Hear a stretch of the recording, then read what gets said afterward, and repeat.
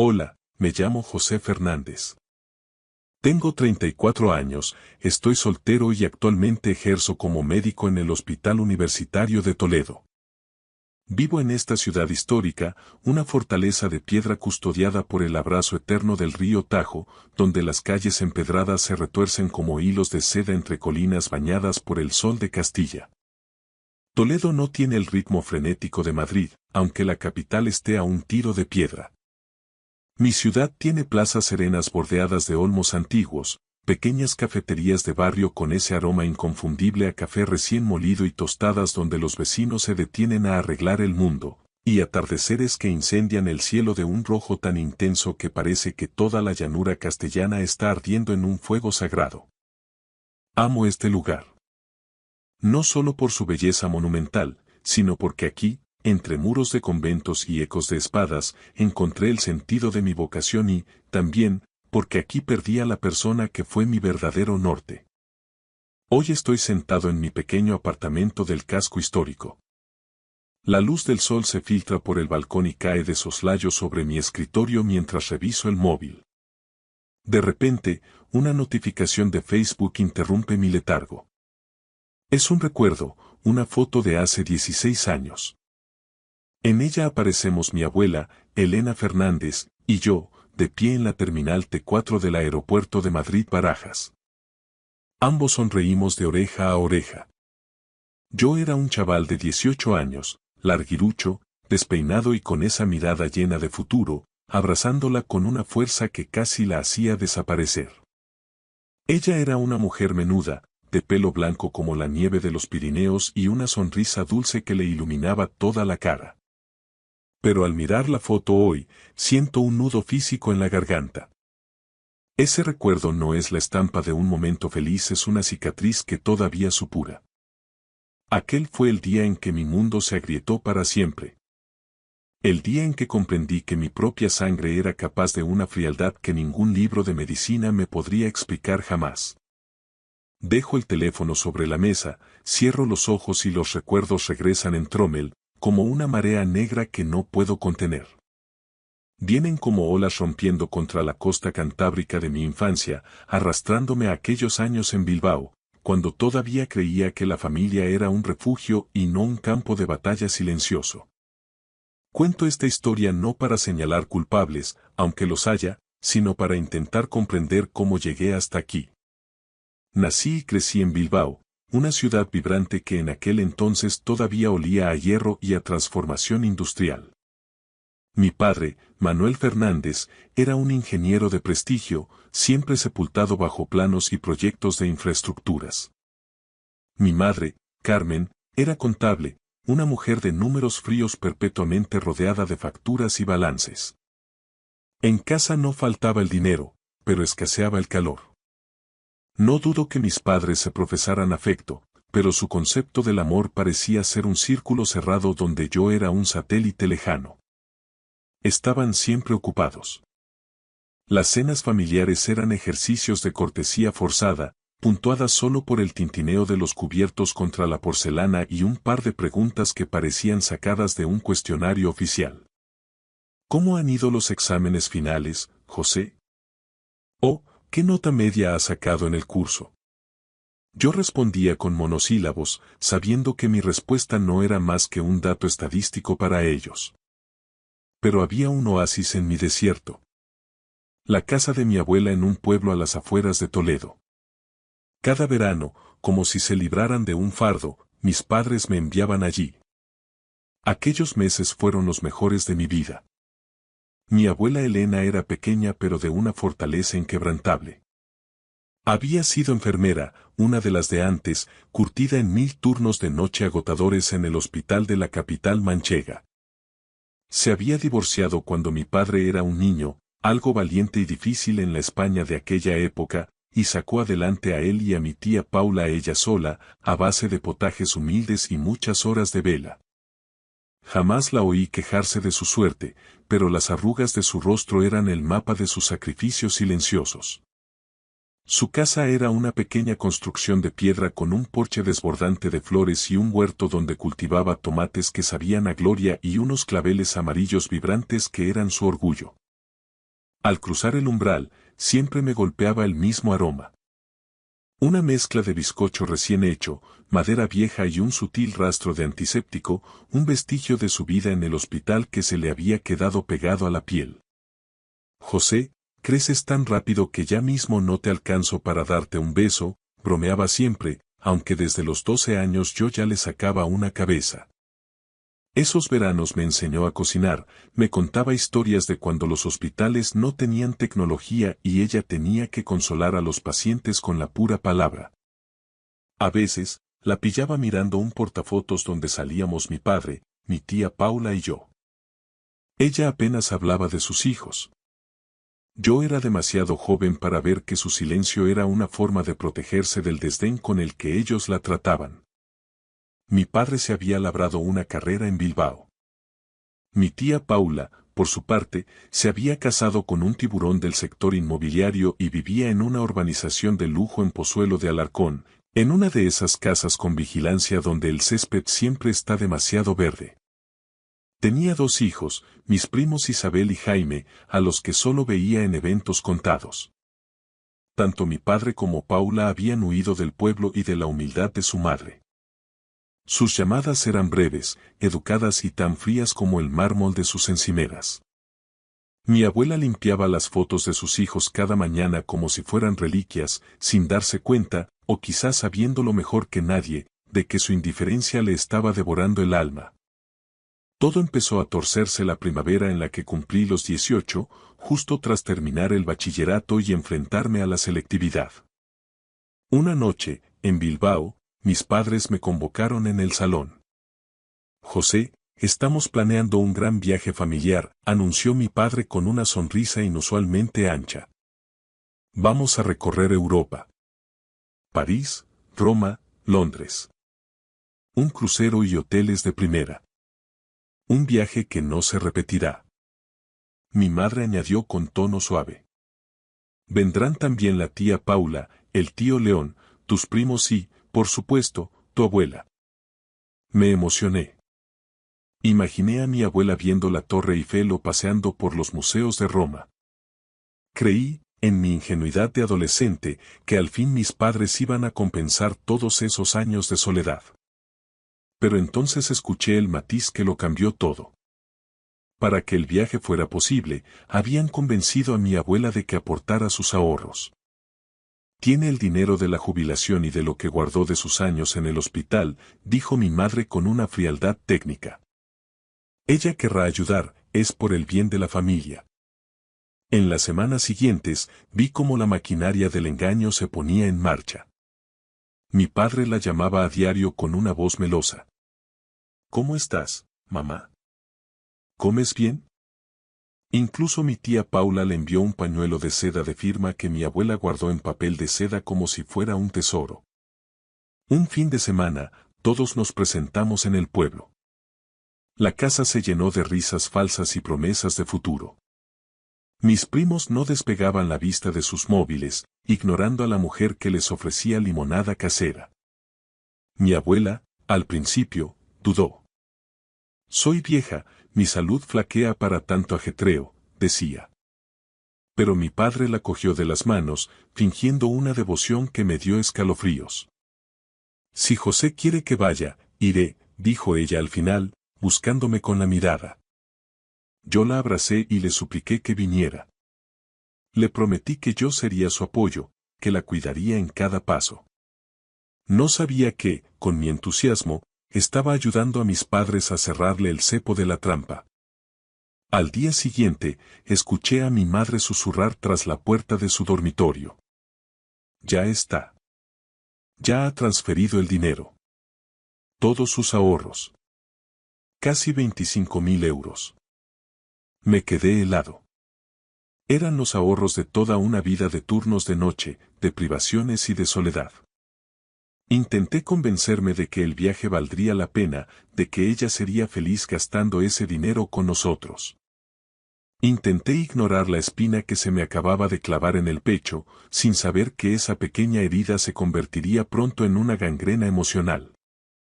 En los días siguientes, la casa de Bilbao bullía con una excitación eléctrica que nunca antes había visto entre sus muros. Mis padres no paraban de desgranar el itinerario. Los hoteles de lujo cerca de la Plaza Vendôme en París, los restaurantes con estrella Michelin en el Trastevere de Roma y las tardes de compras en Arroz. Mi tía Paula, desde su chalet en Pozuelo, bombardeaba el grupo de WhatsApp familiar con fotos de cruceros por el Sena y catálogos de galerías de arte. Isabel y Jaime, por primera vez, habían soltado las pantallas para discutir sobre qué zapatillas de edición limitada buscarían en Londres. Yo también me dejé arrastrar por ese torbellino de falsa alegría. Me imaginaba a toda la familia unida, brindando con vino francés, riendo y borrando, al fin, años de distancias. Pero en el fondo de mi estómago, una piedra de sospecha se volvía cada vez más pesada. Lo percibía en la voz de mi abuela cuando me llamaba por las noches. Su tono era dulce, pero vibraba con una inquietud que no sabía nombrar. José, hijo. ¿Tú crees que yo no seré un estorbo en un viaje tan elegante? Me preguntaba con timidez. Yo la tranquilizaba con promesas de atardeceres frente al Coliseo, pero no sabía que, al hacerlo, me estaba convirtiendo en cómplice involuntario de una mentira atroz. Sentado ahora en mi apartamento de Toledo, el remordimiento me quema. Fui un ingenuo. Confié en la supuesta redención de mis padres y no vi el brillo depredador tras sus sonrisas. El viaje a Europa no era una recompensa para ella, era el cebo de una trampa de ingeniería financiera familiar. Los días previos a la partida, la tensión en casa se podía cortar con un cuchillo. Las maletas rígidas de marca se apilaban en el recibidor y los pasaportes estaban listos sobre la consola. Mi abuela llegó a Bilbao unos días antes de la fecha señalada. Apareció en un autobús de línea desde el pueblo, cargando una vieja maleta de piel verde oscuro, una reliquia de los años 70 que desentonaba con el minimalismo moderno de nuestro salón.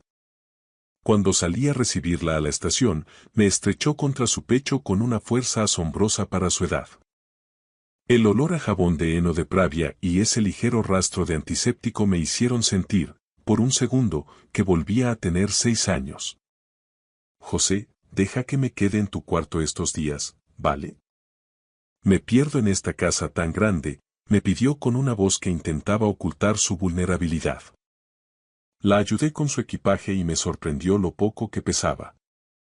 ¿Solo traes esto, abuela? Que vamos a estar un mes fuera. Bromeé. Ella se rió, despeinándome con cariño. A mi edad, las posesiones pesan más que los recuerdos, Josecho. Con tenerte a ti cerca, me sobra ropa.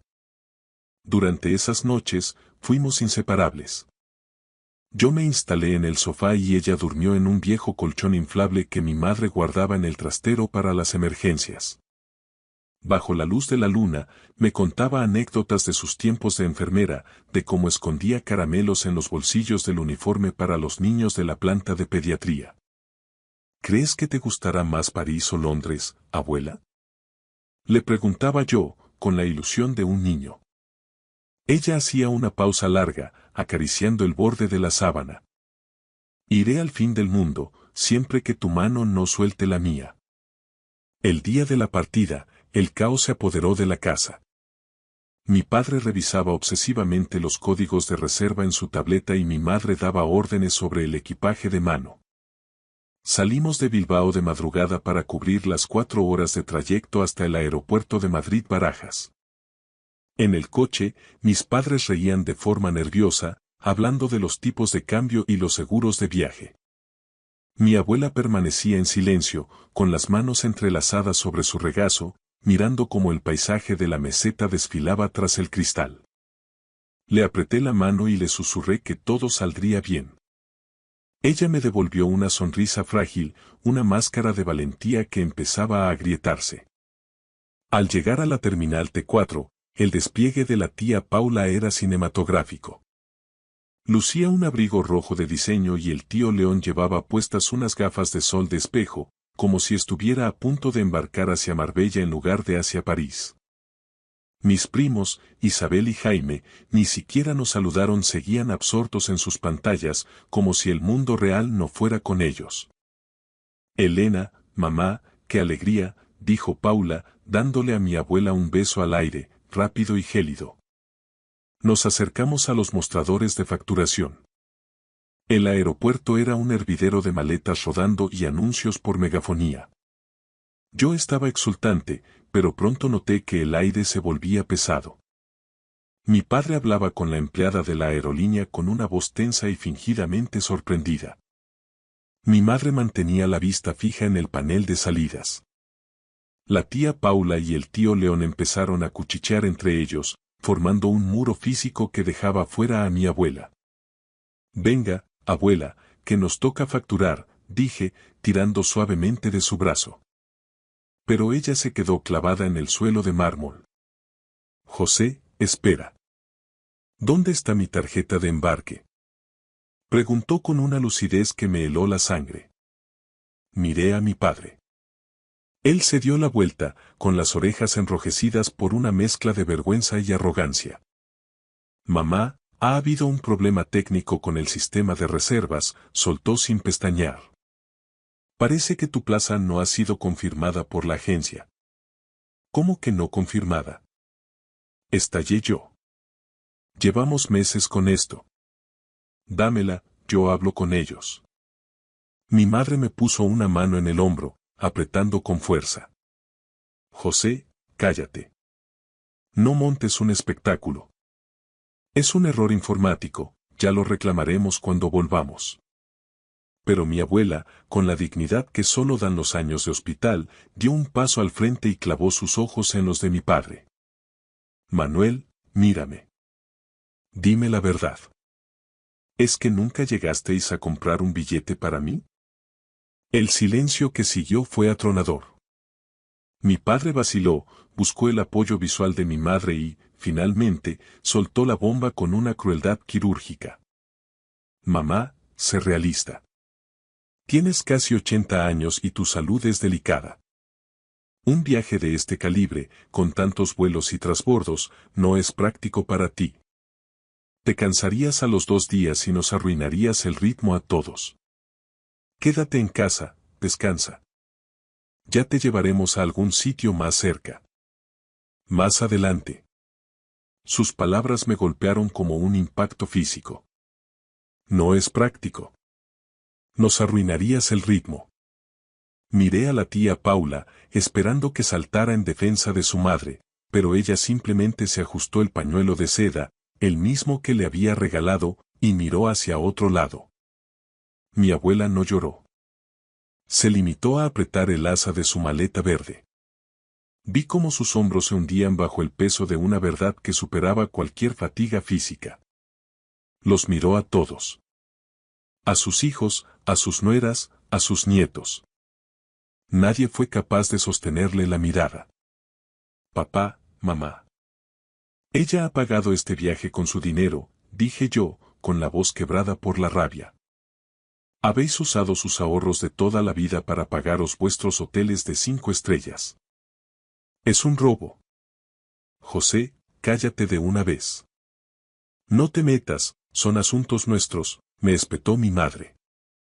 Ese dinero era una inversión familiar. Eres un crío y no entiendes cómo funciona el mundo. Lo entiendo perfectamente, respondí, sintiendo un asco profundo. Entiendo que sois unos parásitos. Miré a mi abuela y vi que se le desencajaba el alma. Habían orquestado toda una función de teatro, con llamadas cariñosas y regalos baratos, solo para vaciarle la cuenta bancaria. La habían utilizado como una financiera privada para luego descartarla en la puerta de embarque. Abuela, yo no me voy. Me quedo contigo, sentencié. Ella me miró con los ojos empañados y negó con la cabeza. No, José. Ve tú. No pierdas esto por mi culpa. Disfruta por los dos. Ni hablar. No pienso sentarme en un avión con estos extraños. Mi padre dio un paso hacia la zona de seguridad con una frialdad aterradora. José, no seas infantil. Si quieres quedarte aquí haciendo el mártir con ella, adelante. Arréglatelas para volver a Bilbao o a donde quieras. Nosotros tenemos un vuelo que coger. La tía Paula añadió, con una sonrisa cínica. No seas dramático, José. No vas a estropearnos las vacaciones a los demás por un berrinche.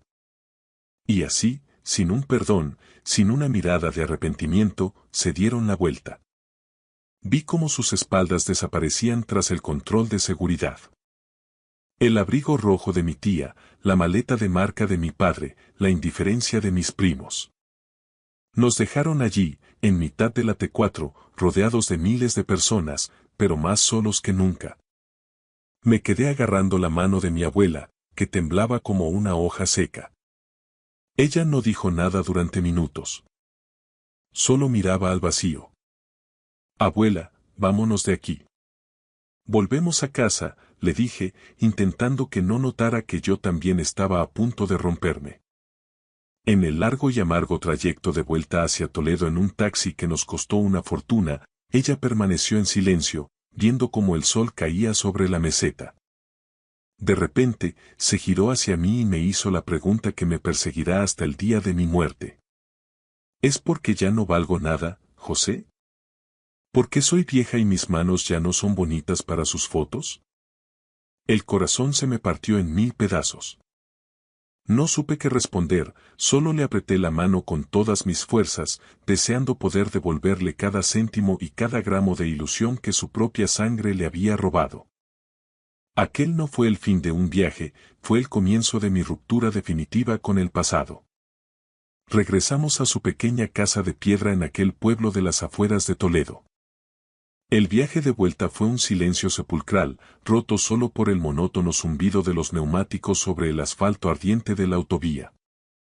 Al llegar, la casa se sentía distinta, como si los muros de mampostería también hubieran absorbido la traición y guardaran un luto prematuro.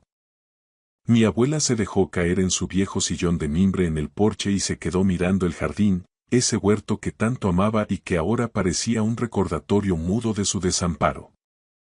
José, me dijo esa noche, mientras yo le preparaba una infusión de tila para calmarle el temblor de las manos, no dejes que el odio te envenene la sangre. Ellos son mis hijos, y aunque me desgarre lo que han hecho, yo ya he recorrido casi todo mi camino. Pero tú tienes toda la vida por delante. No la malgastes odiándoles. Yo no podía ser tan noble como ella. Mi juventud no entendía de perdones divinos. Sentía una rabia fría, una determinación de acero que nunca antes había experimentado.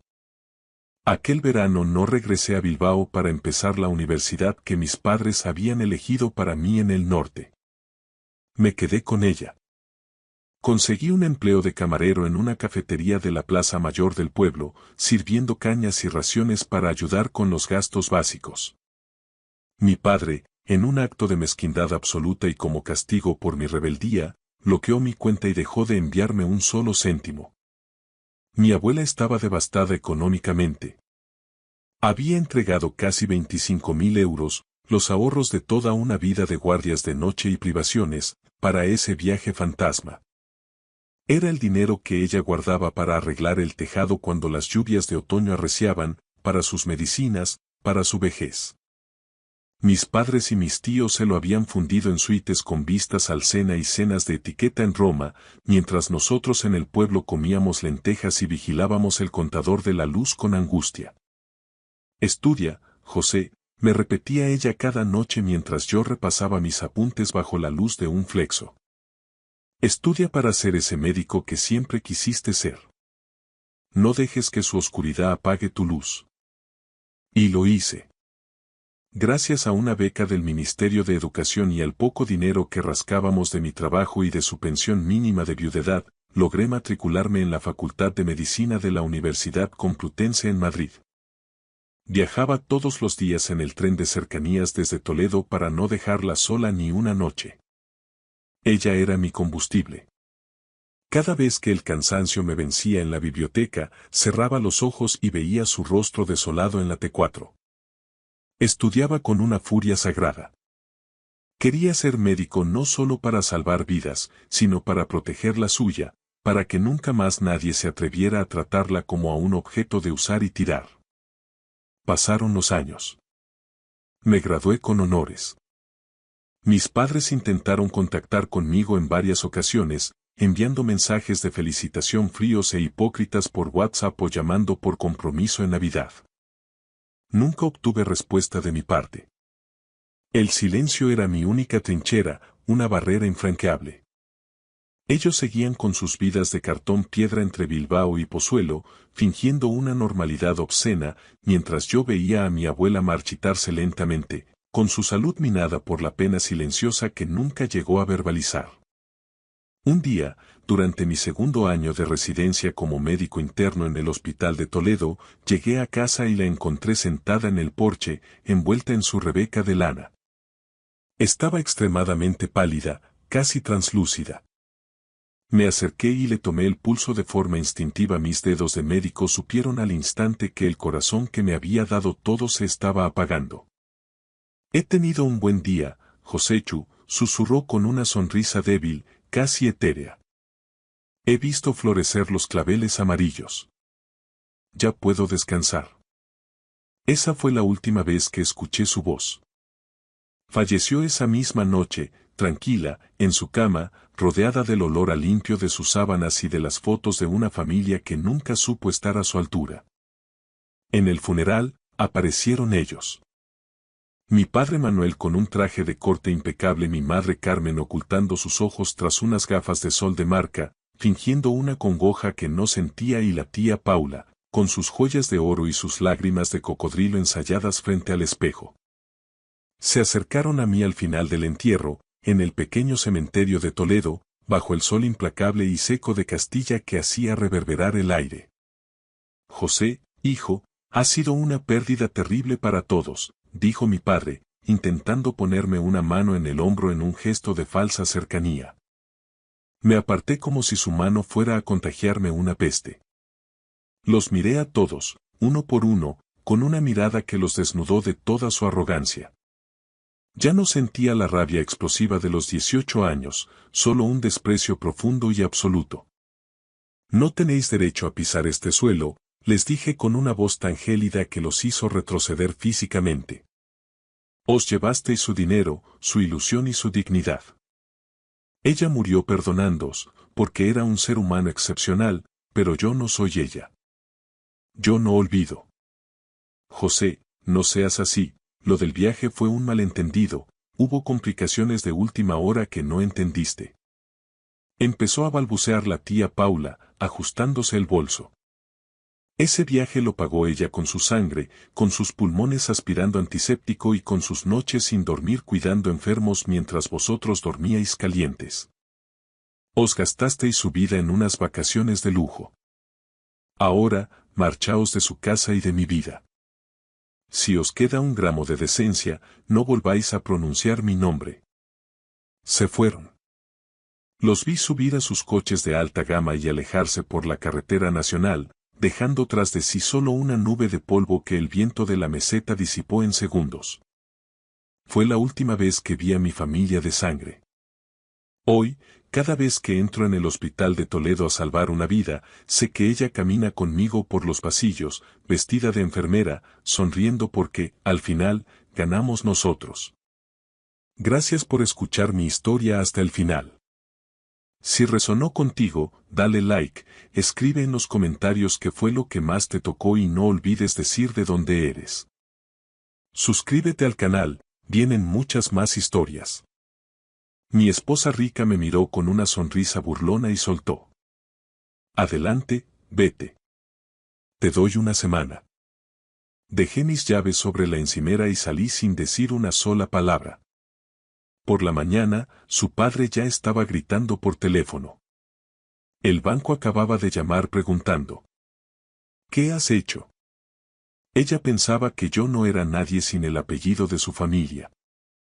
Mi nombre es Daniel Gómez Pereda Pereda. Tengo 44 años y esta es la historia de cómo aprendí que la mujer con la que me casé nunca supo realmente quién era yo. Conocí a Adriana de la Vega hace 15 años en una subasta benéfica. Ella tenía 25 años, era hermosa y posaba junto a como si realmente apreciara su técnica.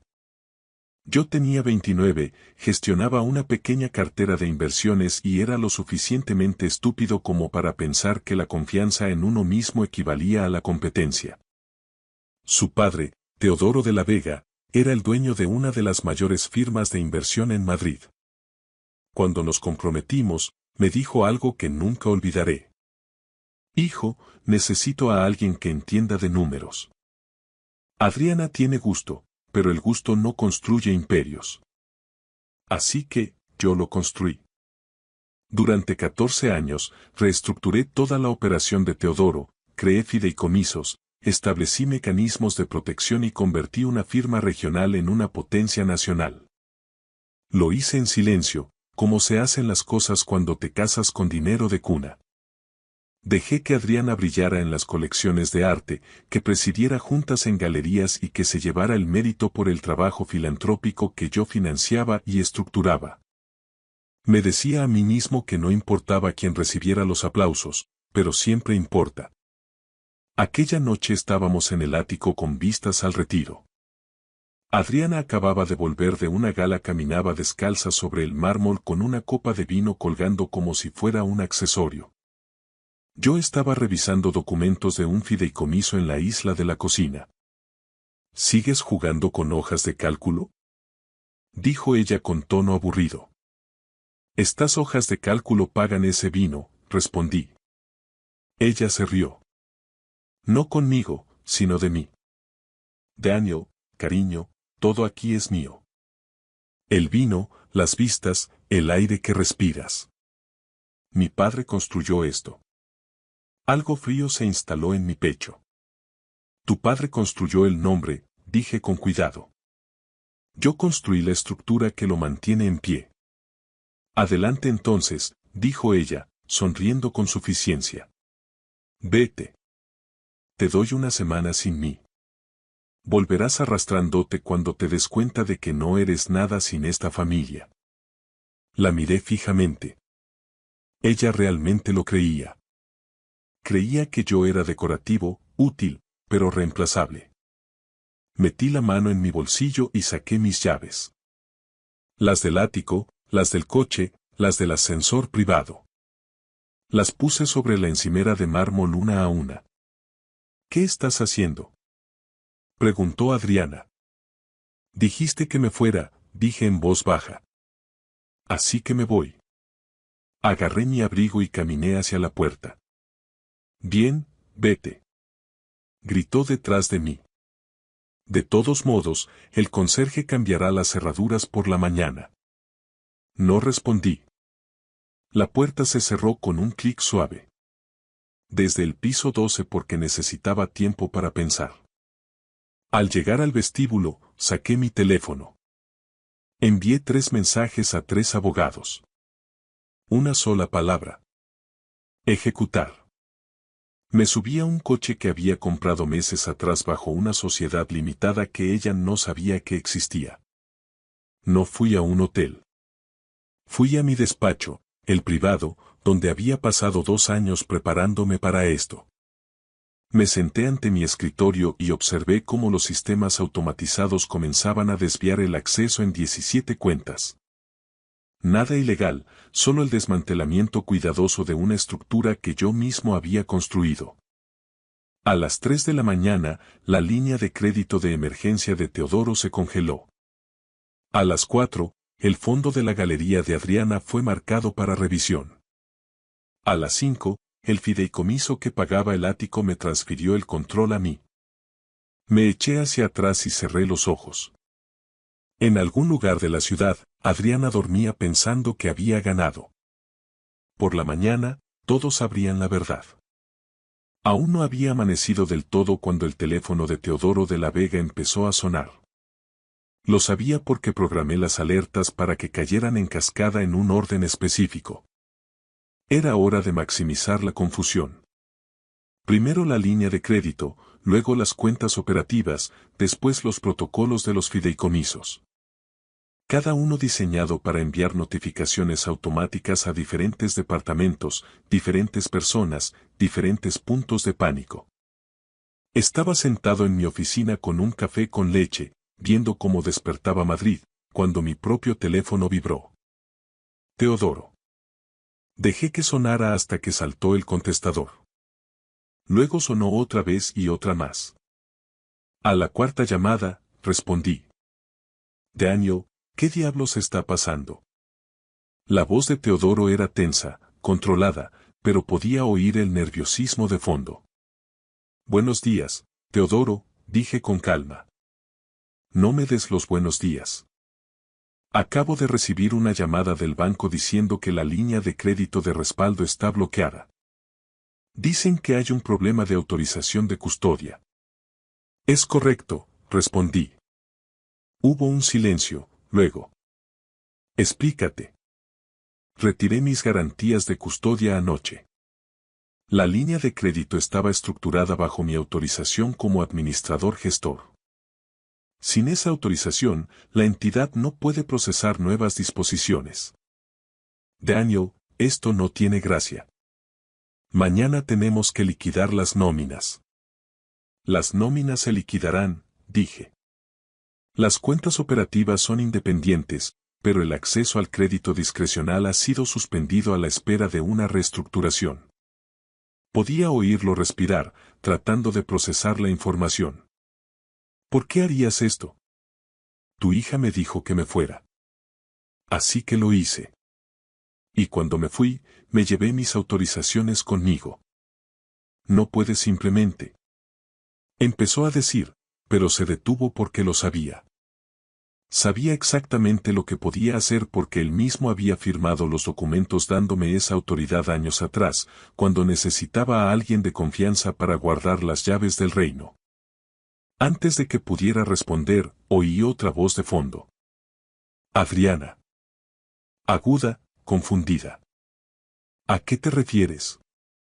El banco ha llamado, decía ella. La voz de Teodoro se volvió apagada al cubrir el teléfono, pero aún podía oírlo. El banco acaba de llamar. Tu marido ha retirado sus garantías. ¿Qué significa eso siquiera? Exigió Adriana. Teodoro volvió a la línea.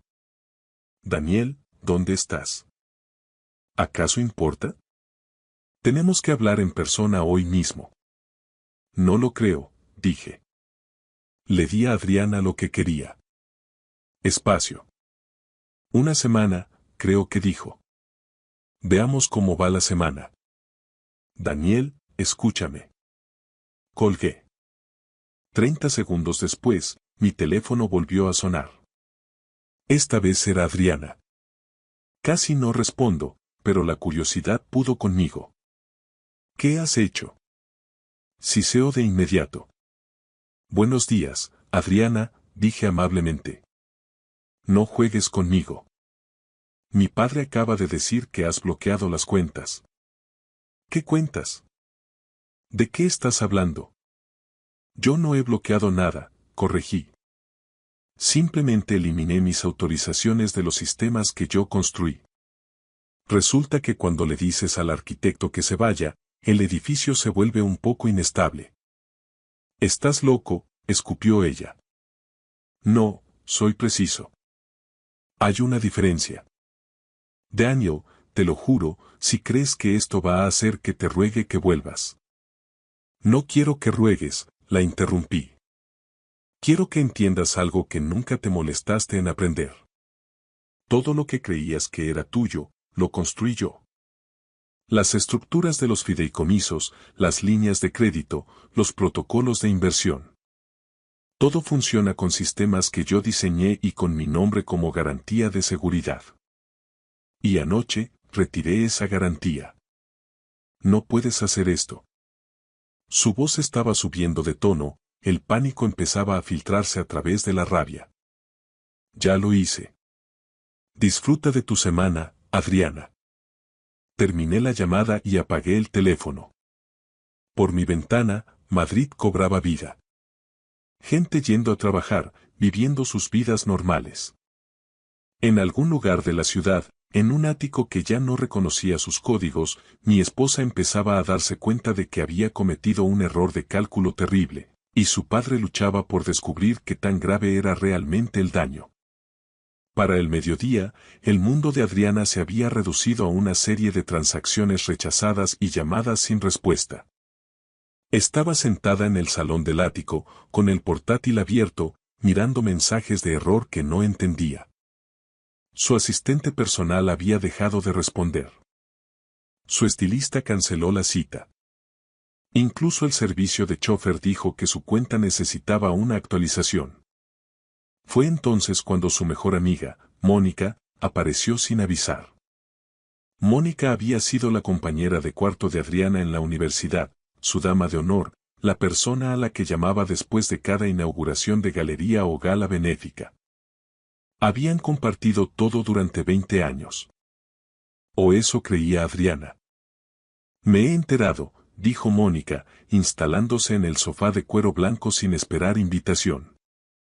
¿Enterado de qué? Replicó Adriana bruscamente, sin levantar la vista del portátil. De que Daniel se ha ido. De que las cosas se están desmoronando. Adriana levantó la cabeza de golpe. ¿Cómo lo? Él me lo contó, dijo Mónica con sencillez. La habitación se volvió gélida.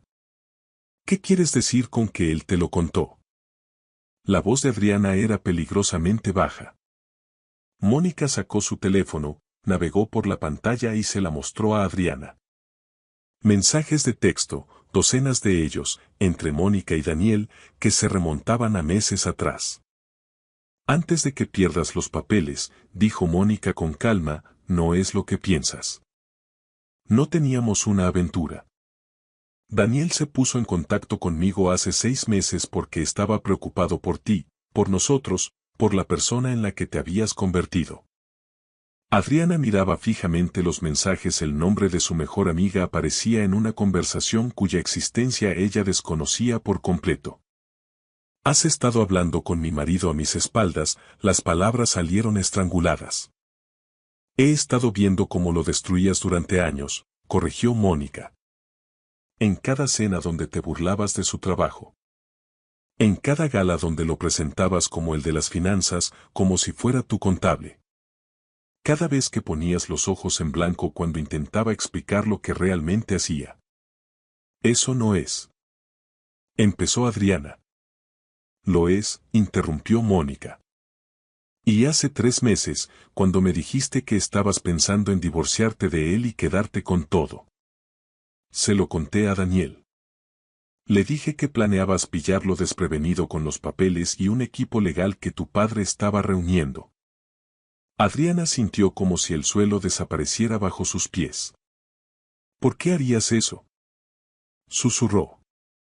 Porque te conozco desde que teníamos 19 años, Adriana, y he visto cómo te has convertido en alguien a quien no reconozco. Alguien cruel. Daniel no se merecía lo que planeabas hacerle. Mónica se levantó, alisándose la falda. Me llamó anoche después de irse. Me pidió que viniera a verte. Para asegurarse de que estuvieras a salvo. Incluso después de todo, estaba preocupado por ti. Ese es el tipo de hombre que es. Y tú lo desechaste como si no fuera nada. Vete, dijo Adriana, con la voz temblorosa. Me voy. Pero deberías saber algo más. Cuando busques apoyo, cuando empieces a llamar a todos esos amigos que crees tener, ¿cuántos le respetaban a él más de lo que jamás te han aguantado a ti? Mónica caminó hacia la puerta y se detuvo. Él lo construyó todo, Adriana. Y todos lo sabíamos. Tú fuiste la única que se negó a verlo. La puerta se cerró silenciosamente tras ella. Adriana se quedó sola en el ático, rodeada de arte que ella había seleccionado y muebles que ella había elegido, en una vivienda con unas vistas que siempre había considerado suyas. Por primera vez, se preguntó cuánta gente había estado observando su matrimonio desde fuera, viendo cosas que ella había sido demasiado arrogante para notar. Su teléfono vibró. Un mensaje de su padre. En el despacho. Ahora. Tenemos que hablar sobre el control de daños. Adriana llegó a la oficina de su padre y lo encontró tras su escritorio con dos hombres a los que no conocía.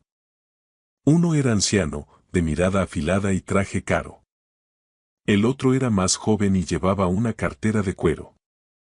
Adriana, estos son Gerardo de Alvear, nuestro abogado, y Marco Soler, de Auditoría Forense, dijo Teodoro sin preámbulos. ¿Auditoría Forense? Repitió Adriana. ¿Para qué necesitamos? Siéntate, la interrumpió Teodoro.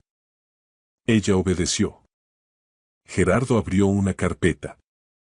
Señora de la Vega, hemos estado revisando sus cuentas personales y hemos descubierto algunas discrepancias preocupantes. ¿Qué discrepancias? Marco se inclinó hacia adelante. En los últimos 3 años, usted ha acumulado aproximadamente 2 millones de euros en deuda personal a través de 17 tarjetas de crédito y 3 préstamos personales. A Adriana se le encogió el estómago. Eso es imposible, dijo con debilidad. Está documentado, respondió Marcos, deslizando papeles sobre el escritorio. Compras de diseñador, alquileres de aviones privados, membresías exclusivas. Todo cargado a cuentas que inicialmente pensamos que eran gastos de la empresa familiar. No lo son. Son tarjetas personales abiertas a su nombre, utilizando el historial crediticio de la familia como garantía. La voz de Teodoro era de hielo. ¿Cuándo pensabas decirme que habías estado financiando tu estilo de vida a crédito? Yo pensé. Empezó Adriana y se detuvo. Pensó que el dinero siempre estaría ahí. Pensó que alguien más estaba prestando atención. Pensó que Daniel se encargaba de ello. Su marido no estaba pagando estas tarjetas, dijo Gerardo con frialdad. Él separó sus finanzas de las suyas hace 2 años. Encontramos la documentación esta mañana.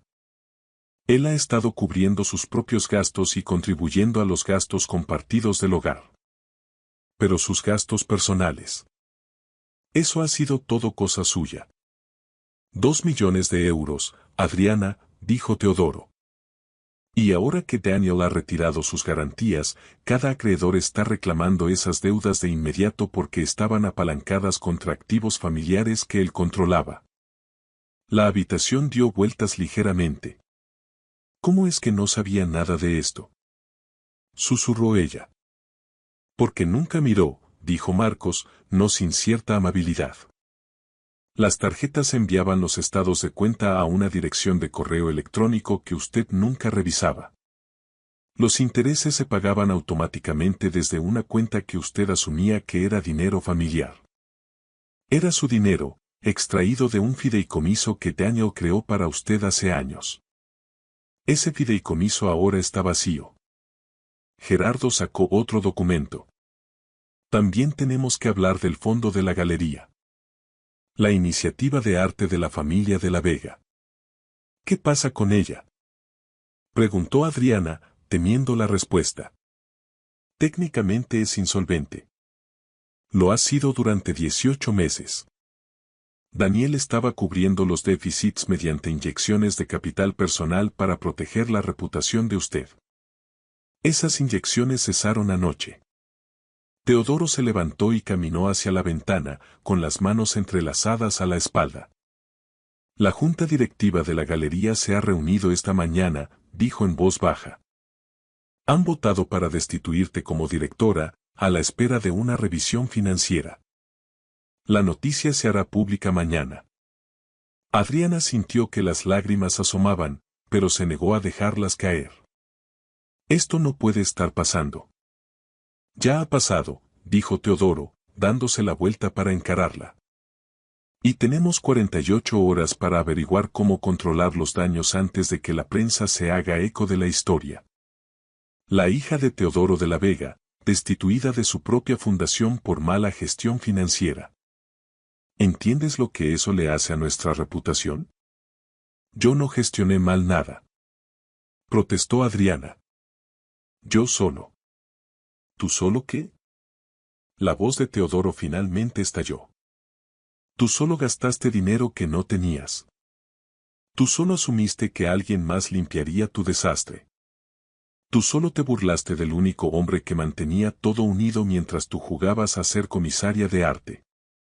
El silencio que siguió fue sepulcral. Finalmente, Gerardo habló. Tenemos que localizar a Daniel y negociar. Si está dispuesto a restaurar ciertas autorizaciones, podríamos contener esto antes de que sea catastrófico. No lo hará, dijo Adriana con voz hueca. Lo conozco. Una vez que toma una decisión, no da marcha atrás. Teodoro miró a su hija con algo que podría haber sido decepción o reconocimiento. Entonces más nos vale averiguar cómo sobrevivir sin él, dijo. Porque ahora mismo nos estamos ahogando. Hacía 2 días que no veía a mi hija Sofía. Y eso fue por diseño de Adriana, no mío. Ella había mantenido a Sofía cerca, alimentándola con una versión de los hechos en la que yo era el villano que había abandonado a la familia. Pero los adolescentes no son estúpidos, y Sofía era más perspicaz que la mayoría. Cuando finalmente me llamó el jueves por la tarde, su voz sonaba forzada. Papá, ¿podemos vernos? Solo nosotros. Por supuesto. ¿Dónde? En la librería de la calle Goya. A la que solíamos ir. 30 minutos después, entré en la librería y encontré a Sofía en el rincón del fondo, el mismo sitio donde nos sentábamos cuando era más pequeña. Ella devoraba estantes enteros mientras yo trabajaba con mi portátil cerca. Parecía agotada, con ojeras, y llevaba el uniforme del colegio como si viniera directamente de clase. Me senté frente a ella. Hola, cariño. Mamá dice que estás intentando destruirnos, dijo ella de inmediato, sin preámbulos. Que has bloqueado todas las cuentas y que lo vamos a perder todo. Lleva 2 días llorando. Tomé aire. ¿Qué crees tú que está pasando? Creo que tú y mamá tuvisteis una pelea y te fuiste, dijo Sofía apretando la mandíbula. Pero no entiendo por qué importan las cuentas bancarias. ¿Por qué no puedes desbloquearlas y así lo solucionamos? Porque no están bloqueadas, Sofía. Retiré mis autorizaciones de cuentas que yo mismo creé y gestioné. Tu madre se está dando cuenta de que mucho de lo que pensaba que era suyo estaba en realidad estructurado bajo mi nombre por motivos legales y fiscales. O sea, que lo hiciste a propósito, dijo ella con reproche. Sí, dije con sencillez. Lo hice. Tu madre me dijo que me fuera. Dijo que volvería arrastrándome en una semana cuando me diera cuenta de que no era nadie sin el apellido de la Vega. Así que me fui y me llevé lo que realmente era mío. La infraestructura, las autorizaciones, los sistemas que hacían que todo funcionara. Sofía me miró fijamente. Eso es muy frío, papá. Es honesto, corregí. Sofía, tengo que decirte algo y va a ser difícil de oír. Tu madre planeaba divorciarse de mí hace 6 meses. Estaba trabajando con abogados para estructurarlo de modo que yo me fuera sin nada, alegando que yo no había aportado nada al patrimonio familiar. Sus ojos se agrandaron. ¿Qué? Me lo dijo Mónica, la mejor amiga de tu madre. Vino a mí porque sabía que lo que tu madre planeaba no estaba bien. Al principio no quise creerlo, pero empecé a prestar atención, a documentar cosas. Y hace 3 meses, encontré los correos entre tu madre y el bufete de abogados. Sofía parecía a punto de llorar, pero luchaba por contenerse. ¿Por qué no me lo dijiste? Porque tienes 17 años y no deberías tener que elegir bando en el matrimonio de tus padres. Pero ahora que es público, ahora que tu madre me pinta como un villano, mereces saber la verdad. ¿Lo sabe el abuelo Teodoro? Sospechaba algo. Le dijo a tu madre que era una mala idea, pero ella no escuchó. Sofía se quedó callada un largo rato, procesando. Luego preguntó. ¿Y qué pasa con Carlos? Se me encogió el pecho. Carlos es mi hijo de 23 años, de una relación anterior a conocer a Adriana. Siempre he sido honesto sobre él desde el principio, pero Adriana nunca lo aceptó, nunca permitió que entrara en nuestra casa ni lo reconoció como parte de nuestra familia. ¿Qué pasa con él? Pregunté con cautela. Mamá dijo. Seguro que está con él ahora. Ha elegido a su otra familia por encima de nosotros. ¿Es verdad? Sentí que la rabia subía, pero mantuve la voz nivelada. Carlos es mi hijo, Sofía. Es tu medio hermano. Siempre he querido que tuvierais una relación, pero tu madre no lo permitió. Me dejó claro que, si quería ser parte de tu vida, Carlos no podía ser parte de la mía. Así que lo veía por separado, en silencio, porque me negaba a abandonar a ninguno de mis hijos. Las lágrimas finalmente rodaron por las mejillas de Sofía. Tengo un hermano y nunca me lo dijiste.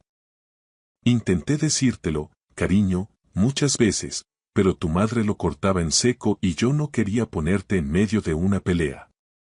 Me equivoqué. Debería haber luchado más para que os conocierais. Quiero conocerlo, dijo Sofía de repente. Quiero conocer a Carlos. ¿Estás segura? Sí. Si es mi hermano, debería conocerlo. Y si mamá me ocultó eso, quizá me ha ocultado otras cosas también. Saqué mi teléfono y le escribí a Carlos. ¿Estás libre para cenar esta noche? Alguien quiere conocerte. Su respuesta fue inmediata. ¿Tu hermana? 3 puntos suspensivos. Luego. ¿En serio? En serio. En Restaurante Luis a las 7 de la tarde. Allí estaré. Miré a Sofía. Está emocionado por conocerte. Lleva 17 años esperando este momento. Ella se secó los ojos. ¿Cómo es él?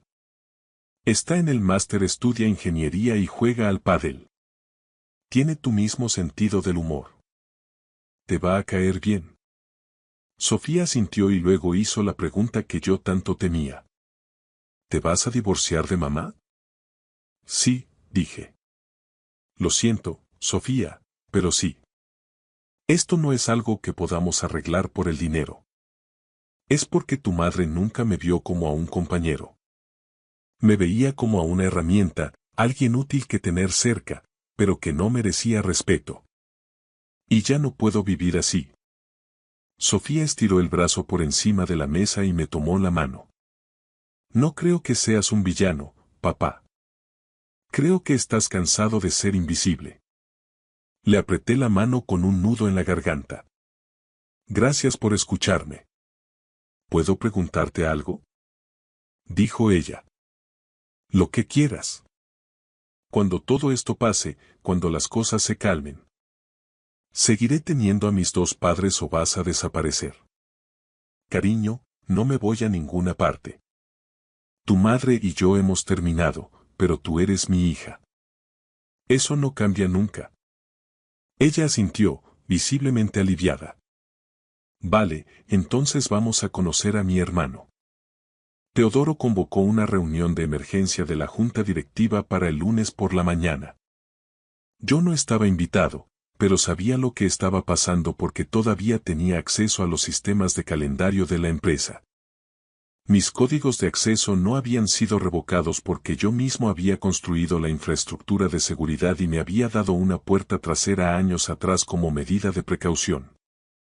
No para espiar, sino para proteger. A las 9 de la mañana, recibí un mensaje de un número que no conocía. Tienes que ver esto. Venía adjunto un enlace de audio en vivo desde la sala de juntas. Alguien dentro estaba transmitiendo la reunión para mí. Me puse los auriculares y escuché. La voz de Teodoro fue la primera en sonar, tensa. Caballeros, señoras, gracias por venir con tan poco aviso. Tenemos una situación que requiere una acción inmediata de la Junta. Sabemos lo de la situación, Teodoro, dijo Jaime Pardo, un miembro veterano de la Junta y antiguo socio de Teodoro. Tu yerno acaba de desmontar nuestra infraestructura operativa como si estuviera desactivando una bomba. La pregunta es: ¿qué vamos a hacer al respecto? Estamos negociando, respondió Teodoro. ¿Negociando qué?, exigió otra voz.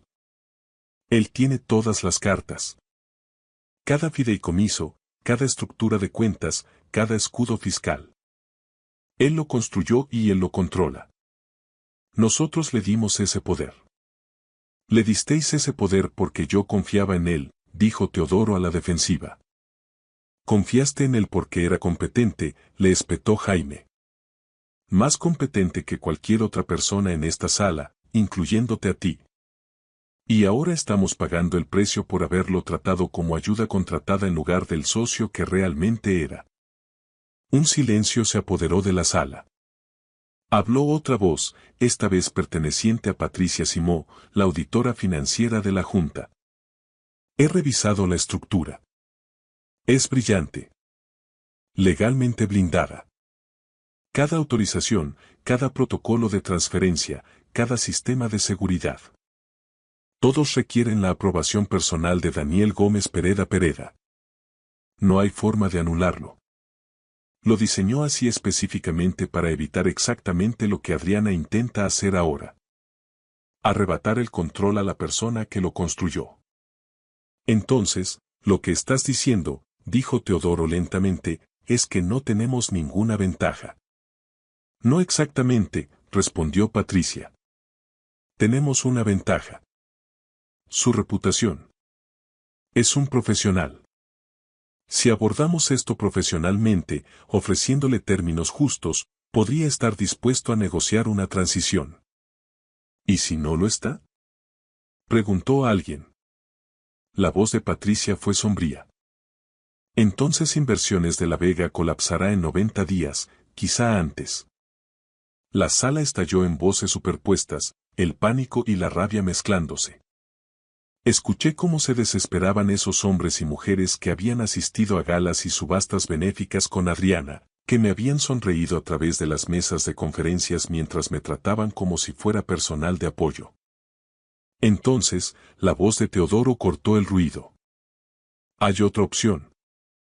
Apartamos a Adriana de cualquier rol operativo. Dejamos claro a Daniel que ella ya no tiene ninguna autoridad sobre las decisiones de los negocios familiares. Le ofrecemos el control operativo total, independiente del matrimonio. ¿Echarías a tu propia hija?, preguntó Jaime, sonando sorprendido. Mi hija acaba de costarnos 200 millones en activos congelados y amenaza con el colapso de una firma que fundó mi abuelo, dijo Teodoro con voz dura. Sí, la aparto si eso significa la supervivencia. Sentí algo inesperado. No satisfacción, sino tristeza. Teodoro finalmente veía lo que yo había visto durante años. Su hija era un lastre. Patricia volvió a hablar. Tenemos que votar. Todos a favor de ofrecer a Daniel Gómez Pereda Pereda el control operativo total como contratista independiente, separado de la autoridad familiar. Uno a uno, las voces dijeron, sí. Cuando terminó el recuento, fue unánime. Teodoro se aclaró la garganta. Entonces alguien tiene que contactar con Daniel. Hacer la oferta oficial. Yo lo haré, dijo Jaime. Él me escuchará. Siempre hemos tenido respeto mutuo. Deja claro, añadió Teodoro, que esto no es caridad. Es un reconocimiento. Deberíamos habérselo dado hace años. La reunión terminó. Me quedé sentado en mi oficina, con los auriculares puestos, mirando a la nada. Mi teléfono sonó. Jaime Pardo.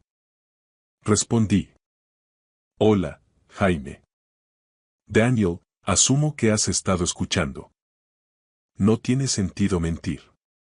Sí. Bien. Entonces ya sabes lo que ofrecemos.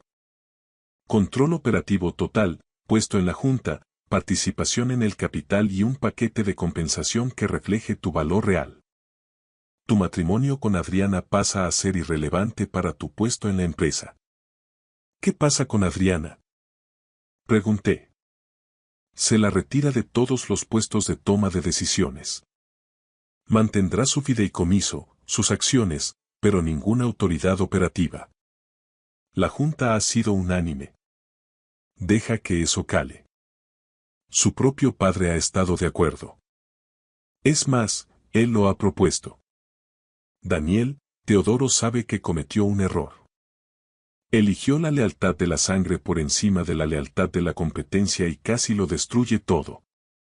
No va a cometer ese error 2 veces. Me lo pensaré, dije. No lo pienses mucho. Tenemos 72 horas antes de que las agencias de calificación empiecen a bajarnos la nota. Colgó. Me quedé allí sosteniendo el teléfono, sintiendo el peso de una decisión que definiría todo de ahora en adelante. 3 días después de la reunión de la Junta, recibí un paquete en mi oficina. Sin remitente, solo un sobre de papel marrón con mi nombre escrito a máquina. Dentro había una unidad USB y una nota manuscrita. Mereces saber la verdad. Un amigo. Conecté la unidad a mi portátil.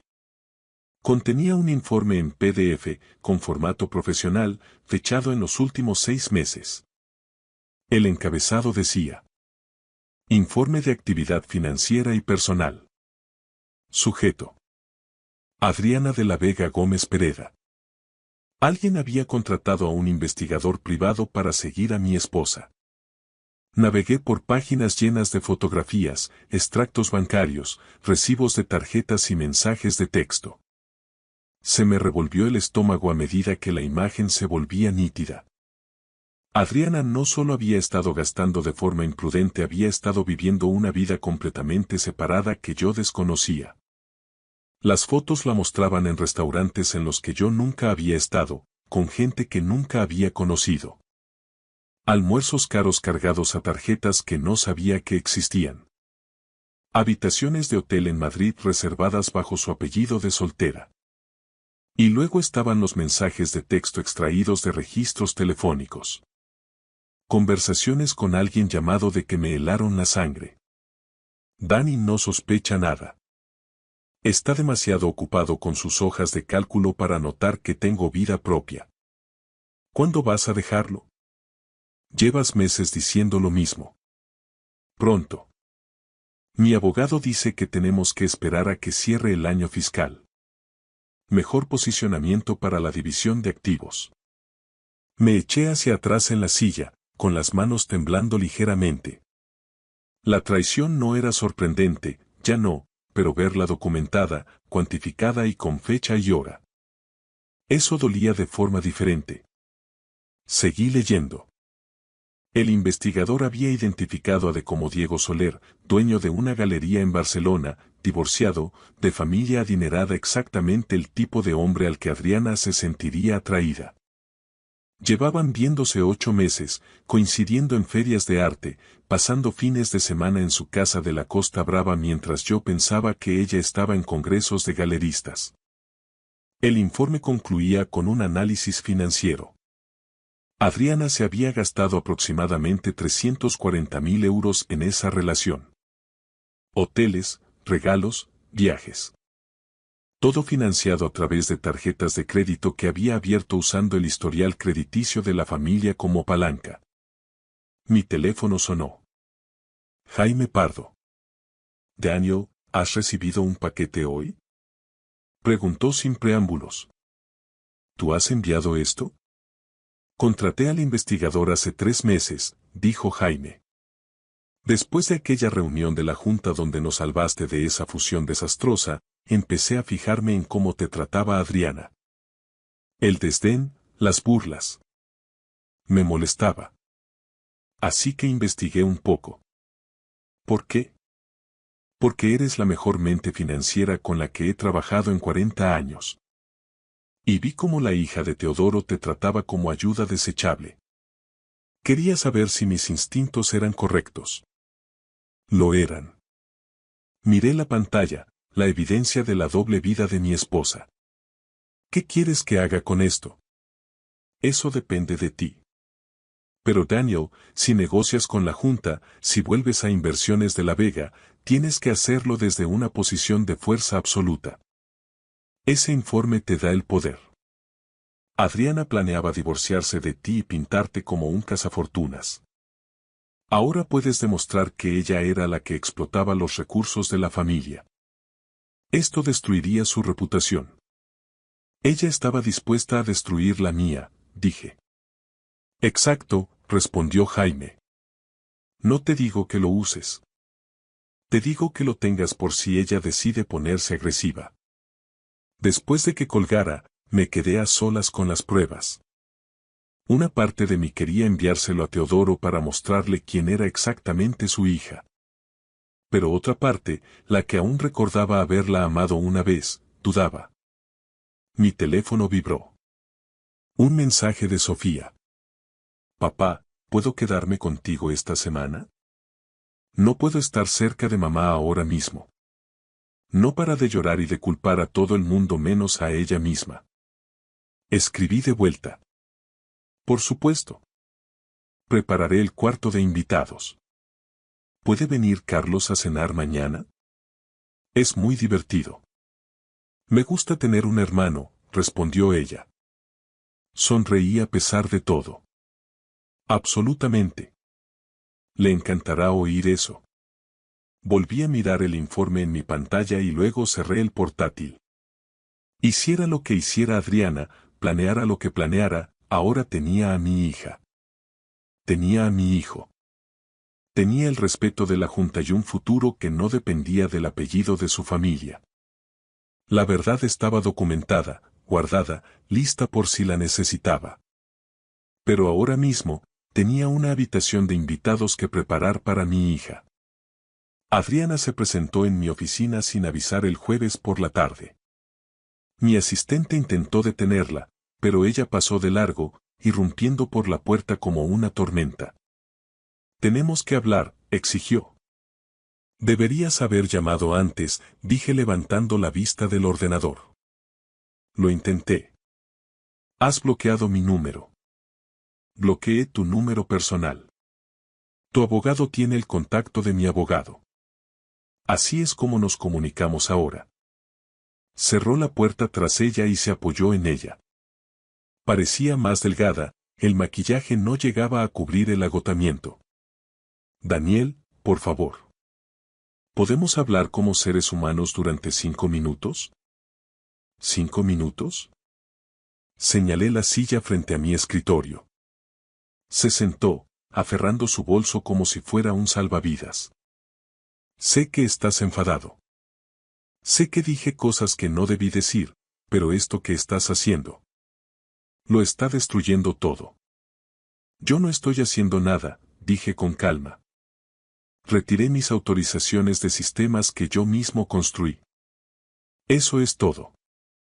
Eso no es todo y lo sabes. La empresa de mi padre está perdiendo dinero a espuertas. La Junta es un caos. Mi reputación está arruinada. Tu reputación está arruinada porque gastaste 2 millones de euros que no tenías y te echaron de la Junta de la Galería por mala gestión financiera. Eso no lo hice yo. Lo hiciste tú. Su cara se puso roja. Cometí errores. Lo admito. Pero podemos arreglarlo. Podemos ir a terapia. Trabajar en nuestros problemas. Adriana, la interrumpí, sé lo de Diego. Se quedó petrificada. Sé lo de los hoteles, los viajes a la Costa Brava, los 340.000 euros que te gastaste en él durante 8 meses. Tengo extractos bancarios, fotos, mensajes de texto. Todo. El color desapareció de su rostro. ¿Cómo has? No importa cómo.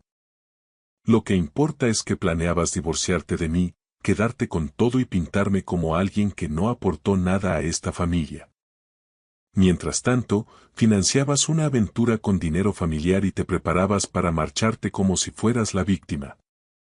Las manos de Adriana temblaban. Daniel, por favor, si eso sale a la luz. Si eso sale a la luz, pierdes cualquier simpatía que aún te quede. Tu padre te cortará el grifo por completo. La Junta te verá como un lastre en lugar de solo una decepción. Y cualquier juez se reirá de tu abogado si intentas pedir una pensión compensatoria. Ella se puso de pie, con la voz quebrada. ¿Y qué? ¿Vas a chantajearme?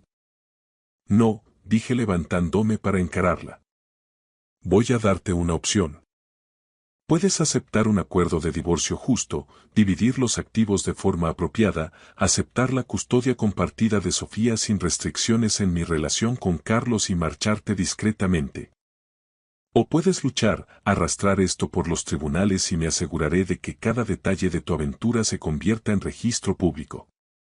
No harías eso, susurró. Ponme a prueba. Construí todo lo que creías que era tuyo. Te protegí, te mantuve y te amé durante 14 años. Tú te burlaste de mí, me despreciaste y planeaste destruirme. Así que sí, Adriana, lo haría sin dudarlo si me obligas. Las lágrimas corrían por su rostro ahora. No quería que llegara tan lejos. Yo solo.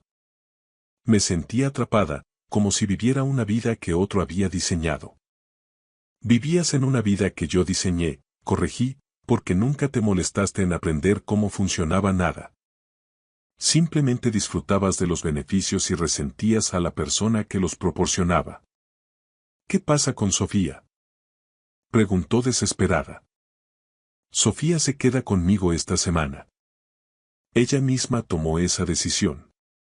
Y antes de que me acuses de ponerla en tu contra, se dio cuenta ella sola. Tiene 17 años, no es tonta. Adriana se hundió de nuevo en la silla, derrotada. Así que lo he perdido todo. Mi hija, mi reputación, mi matrimonio. No perdiste esas cosas, dije con voz más suave. Las tiraste porque pensaste que siempre podrías conseguir algo mejor. Pero no hay nada mejor, Adriana. Solo hay cosas diferentes y, por lo general, peores. Se secó los ojos, emborronando el rímel. ¿Qué pasa ahora? Ahora hablas con tu abogado. Aceptas los términos del acuerdo que mi abogada está redactando. Ejerces la copaternidad de Sofía con dignidad y respeto y reconstruyes tu vida sin mí en ella. Y si no lo haces, entonces iremos a la guerra. Y te prometo que perderás. No quiero hacer eso a pesar de todo, no quiero humillarte públicamente, pero protegeré a mis hijos y a mí mismo. Eso no es negociable. Adriana se levantó lentamente recogiendo su bolso. En la puerta, se detuvo. Lo siento, Daniel. Por lo que valga. De verdad lo siento. Te creo, dije. Pero el perdón no deshace el daño. Solo significa que finalmente entiendes lo que hiciste. Se fue sin decir una palabra más.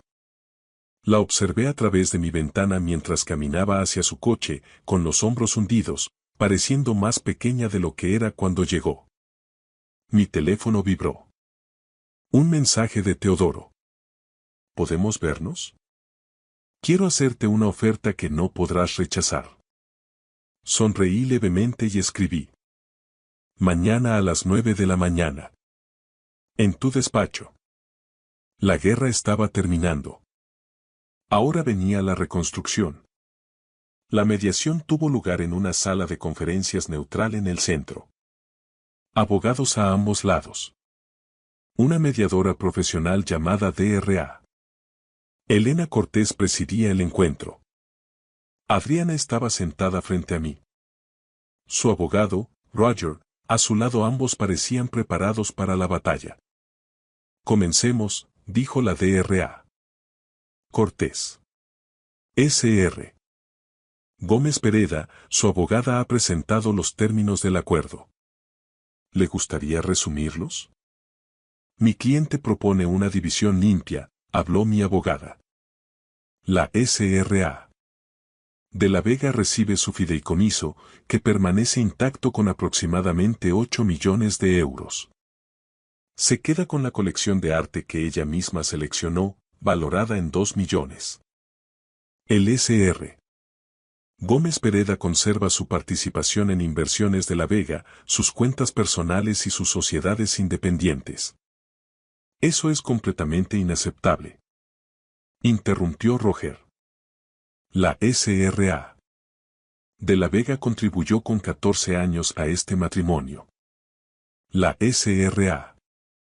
de la Vega contribuyó con 14 años de gastos, le cortó mi abogada. Tenemos documentación que muestra que acumuló 2 millones en deuda personal y gastó 340.000 euros adicionales en una aventura extramatrimonial. Mi cliente subvencionó su estilo de vida mientras ella planeaba activamente divorciarse de él y quedarse con todo. La cara de Adriana se quedó blanca. Roger se inclinó y le susurró algo urgente al oído. También proponemos, continuó mi abogada, custodia compartida de Sofía sin restricciones en la relación del S.R. Gómez Pereda con su hijo Carlos. La S.R.A.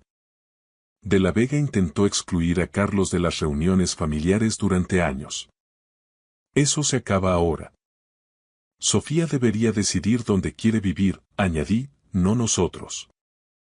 Tiene 17 años y es lo suficientemente inteligente para tomar esa decisión ella misma. La D.R.A. Cortés miró a Adriana. S.R.A. de la Vega, ¿desea responder? ¿Qué pasa con el ático? La voz de Adriana apenas era un susurro. El ático es propiedad de un fideicomiso que yo gestiono, dije. Puedes quedarte allí 6 meses mientras buscas otra vivienda. Después de eso, se venderá o se reasignará. ¿6 meses? Dijo ella, con pánico en la mirada. Es generoso, considerando que me dijiste que me fuera sin nada, respondí con calma. Roger se aclaró la garganta. A mi cliente le gustaría discutir las acusaciones de la aventura en privado. No, dije con firmeza. Todo se discute aquí en acta o se va a juicio y se convierte en registro público de todos modos.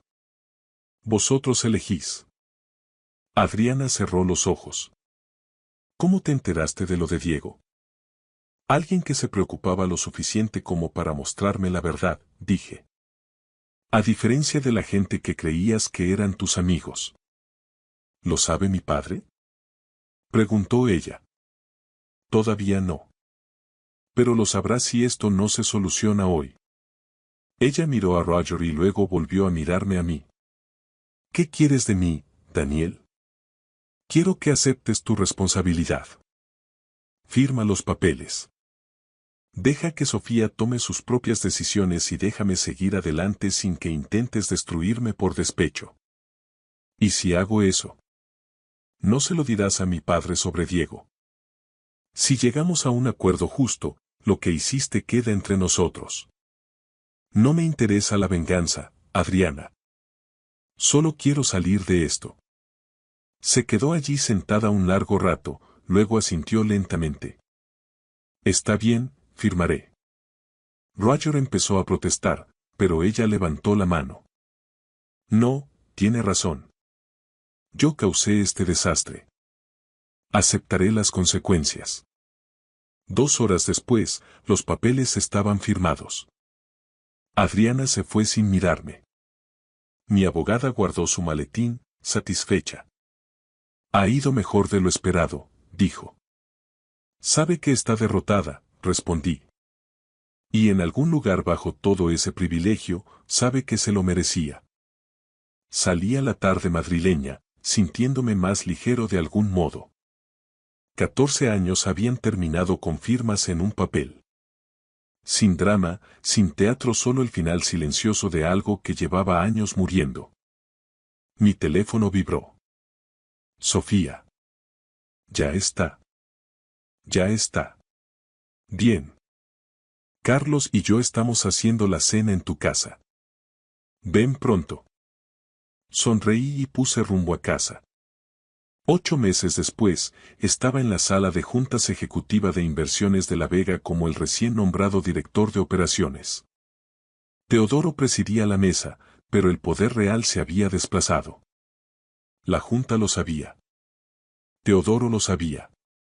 Y yo me lo había ganado. Caballeros, señoras, empezó Teodoro, me complace anunciar que nuestras cifras del tercer trimestre superan las proyecciones en un 18%. Nuestra reestructuración bajo el liderazgo de Daniel nos ha posicionado para el año fiscal más fuerte de la historia de la compañía. Hubo aplausos alrededor de la mesa.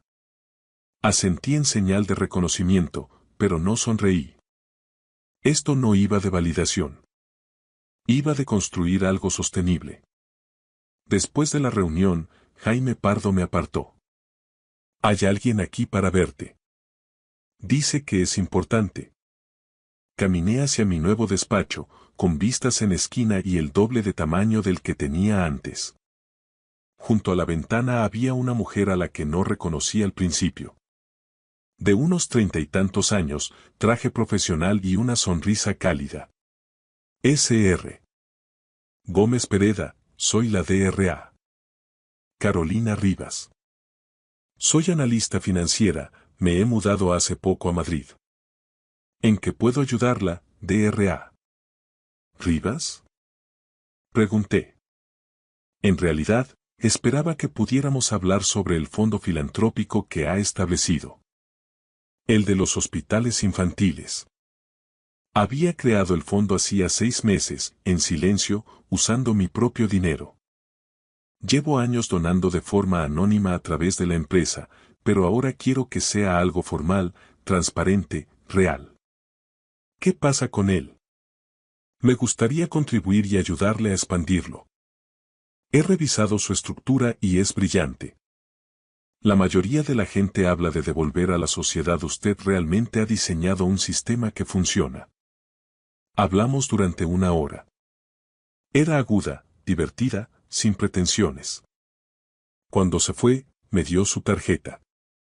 Si alguna vez quiere tomar un café y hablar de algo que no sea dinero, me gustaría mucho. Miré la tarjeta y luego a ella. A mí también me gustaría. Esa noche, cené con Sofía y Carlos en mi piso, el que había comprado a mi nombre, decorado de forma sencilla. Sin mármoles ni pretensiones, solo un espacio que sentía como mío. Papá, han aceptado a Carlos en el programa de arquitectura de la Politécnica, anunció Sofía con orgullo. Eso es increíble, dije, genuinamente complacido. Felicidades. Gracias, dijo Carlos. Y quiero decirte que voy a poner Gómez Pereda en todas mis solicitudes a partir de ahora. Ya no lo oculto más. Se me hizo un nudo en la garganta. Nunca tuviste que ocultarlo. Lo sé, pero yo quería. Ahora quiero que la gente sepa de quién soy hijo. Sofía levantó su vaso de refresco. Por la familia. De la de verdad. Brindamos. Más tarde, después de que se fueran, me quedé en mi balcón mirando las luces de la ciudad. En algún lugar de Madrid, Adriana estaba reconstruyendo su vida. Había oído que se mudaba a Barcelona, más cerca de Diego, intentando empezar de cero. Esperaba que encontrara lo que fuera que estuviera buscando. Mi teléfono vibró. Un mensaje de la DRA. Carolina Rivas. ¿Café el sábado? Hay un sitio cerca de la plaza de Olavide que creo que te gustará. Escribí de vuelta. El sábado me va bien. Lo espero con ganas. Miré las luces reflejadas en la ciudad. Pensé en todo lo que me había llevado a este momento. Las burlas, el desprecio, el momento en que puse las llaves sobre la encimera y me alejé de todo lo que creía permanente.